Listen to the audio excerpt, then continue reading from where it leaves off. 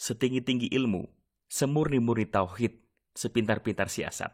Selamat datang di Head Voice.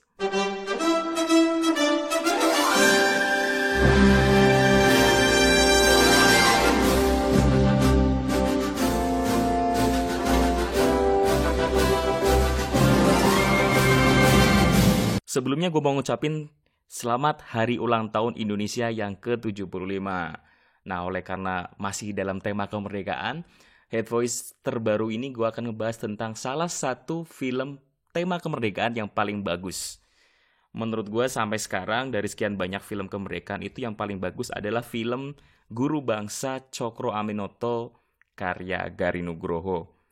Ada beberapa alasan kenapa gue memutuskan menganggap film produksi Garin tahun 2015 ini sebagai salah satu film kemerdekaan terbaik, yaitu alasan pertama itu tentang gaya khas penyutradaraan Garin. Jadi Garin kan udah punya karakter ya yang kalau orang lihat itu pasti dia udah bisa nebak tuh. Oh, tipe film Garin tuh seperti ini, film si Hanung tuh seperti ini, film Ernest seperti ini. Jadi Garin tuh biasanya kalau bikin film cenderung teatrikal, scene-scene-nya, dialog-dialognya. Jadi bukan film populer memang. Biasa film yang agak puitis, film yang bisa dikatakan mendayu-dayu. Pokoknya ibaratnya itu ada sebuah teater, pertunjukan di panggung, kemudian itu divisualkan dalam bentuk film. Itu menurutku salah satu tipe filmnya Garin itu seperti itu. Dan di film Guru Bangsa Cokro Aminoto ini gaya khasnya Garin itu bisa sangat padu dengan film ini, bisa sangat menarik. Entah karena didukung banyak unsur yang bagus-bagus juga atau memang Garin benar-benar serius nggarap film ini.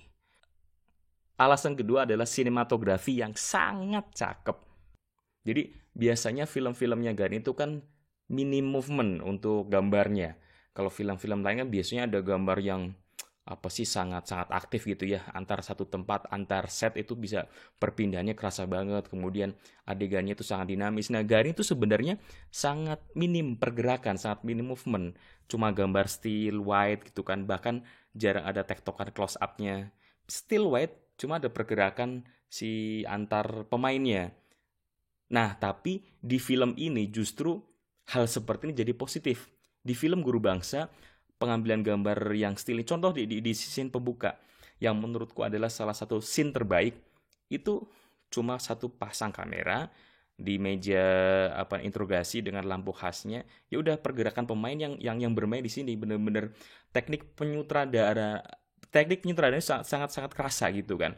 Jadi gimana moving pemain, gimana blockingannya itu benar-benar kerasa. Tapi ini jadi semacam dua mata pisau kali ya. Di film Guru Bangsa Cokro Aminoto ini sangat berhasil teknik seperti itu.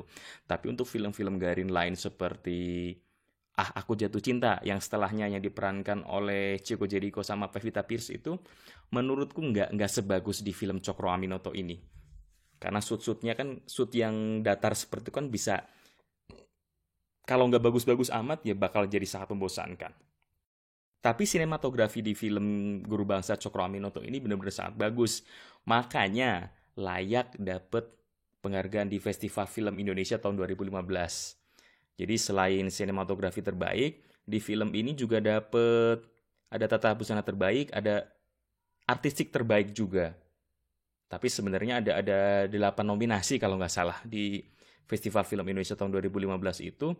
Cuman akhirnya dapat 3 ini. Ya, akhirnya terbukti bahwa di film ini sinematografinya itu salah satu yang terbaik di film Indonesia. Kemudian yang ketiga, kenapa gue bilang film ini adalah film kemerdekaan terbaik, yaitu keaktoran yang luar biasa dari seorang Reza Rahadian. Kita sudah tahu ya bagaimana sepak terjangnya dia, apalagi di 2015 ini, film sebelumnya itu tepat dia memerankan sebagai seorang Habibie dengan sangat baik. Pasti kita beranggapan bahwa permainan Reza paling bagus itu di film Habibie Ainun. Tapi kalau menurut gua enggak. Justru permainan terbaik dari Reza itu muncul di film Guru Bangsa ini. Bahkan Reza juga mengakuinya kok di salah satu interview. Dia beranggapan bahwa sebenarnya justru karakter yang paling berkesan itu karakter Cokro Aminoto yang diperankan di film ini. Karena benar-benar dari dialognya, dari intonasinya, dari warna suaranya benar-benar berubah. Apalagi kalau misalkan dari segi apa namanya referensi ya. Kalau misalkan Reza memerankan Habibie kan masih banyak tuh dokumennya, videonya, saksi hidupnya. Sedangkan untuk memerankan seorang Cokro Aminoto, dia harus nge-build satu karakter yang minim referensi, bahkan saksi hidupnya sudah sangat sedikit. Itu sangat sulit, tapi dia berhasil memerankan Cokro Aminoto dengan sangat baik.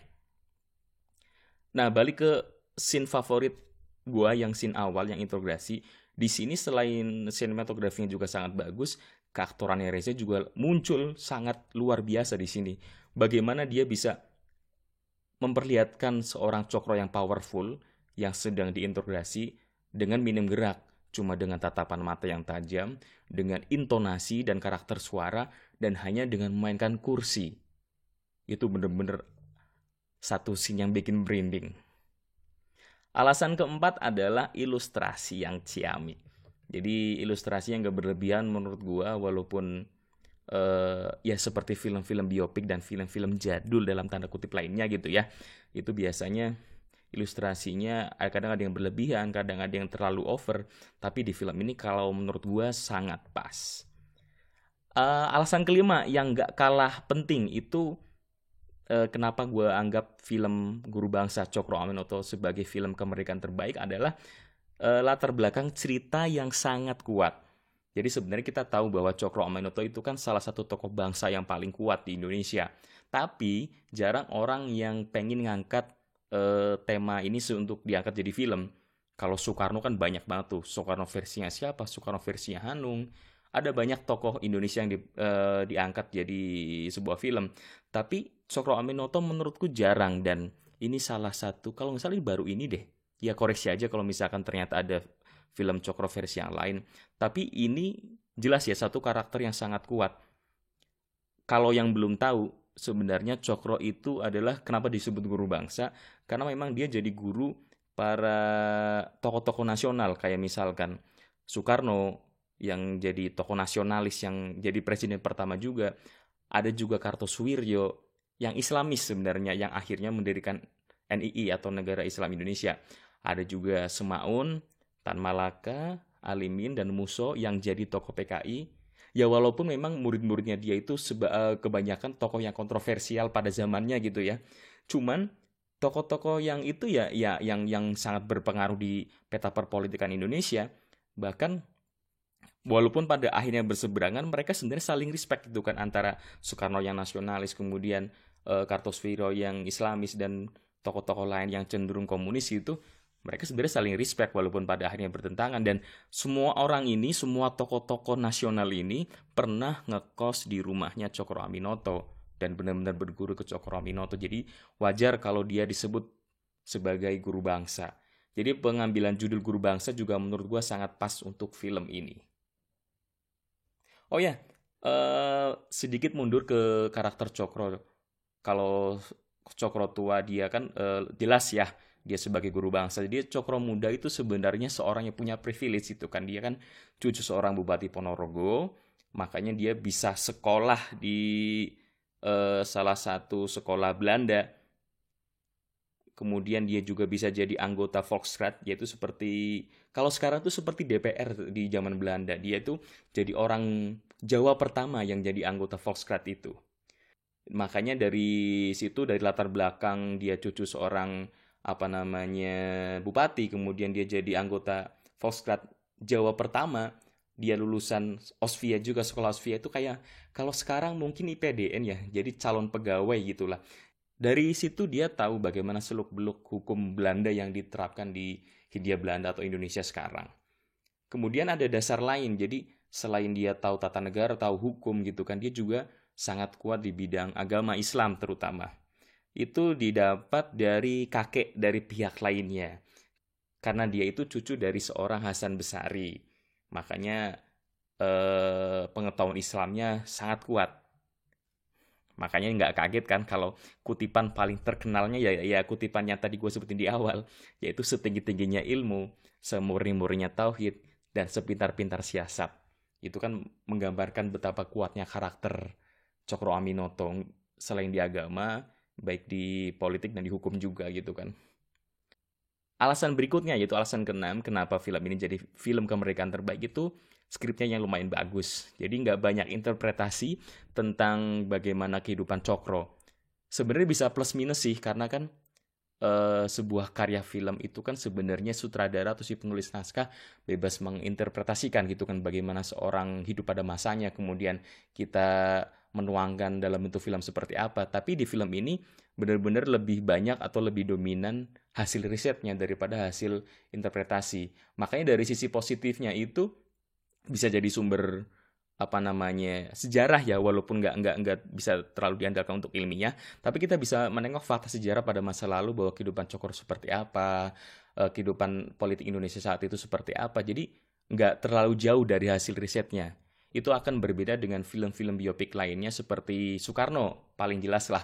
Itu kan lebih banyak interpretasi Hanung kalau menurutku dan penulis naskah. Ya sah saja, wajar aja, karena nggak salah juga.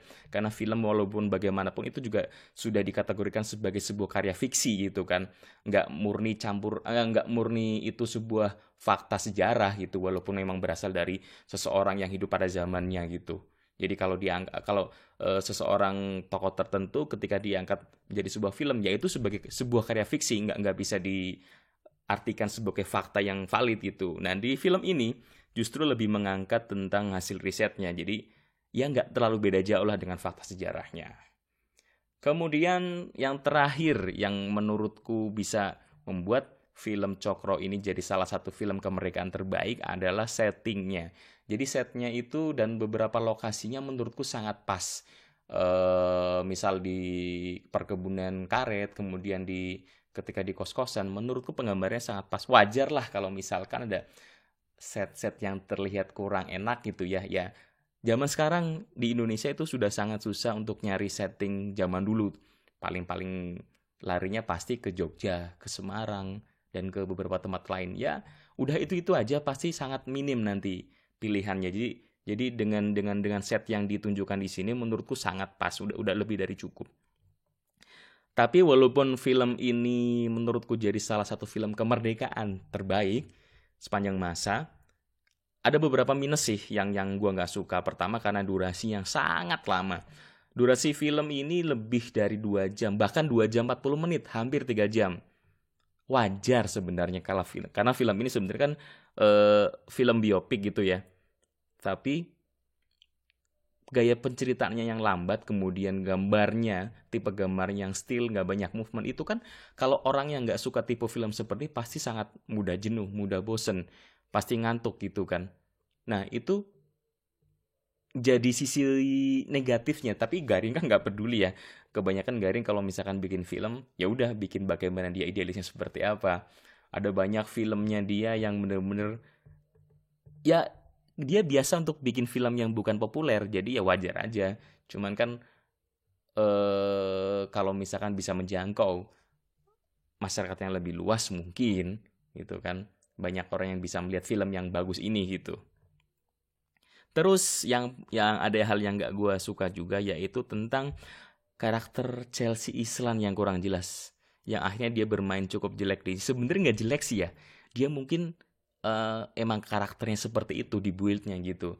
Satu-satunya yang jelek ya karena dia pronunciation-nya terlalu formal, bahasa Indonesia terlalu kaku.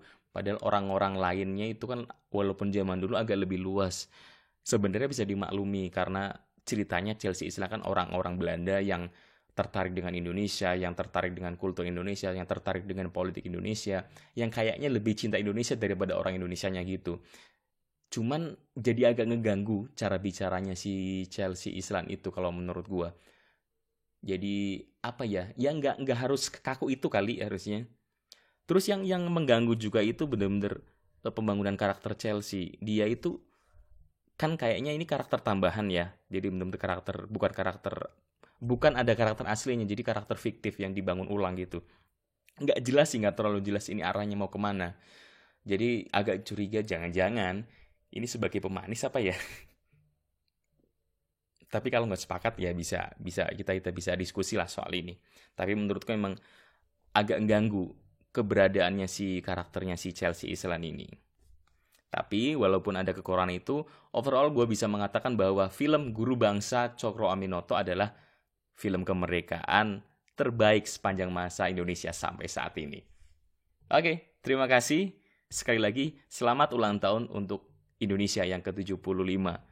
Kita berharap banyak untuk Indonesia sudah pasti. Mudah-mudahan pandemi segera berakhir, mudah-mudahan Indonesia bisa bangkit, mudah-mudahan dunia juga bangkit.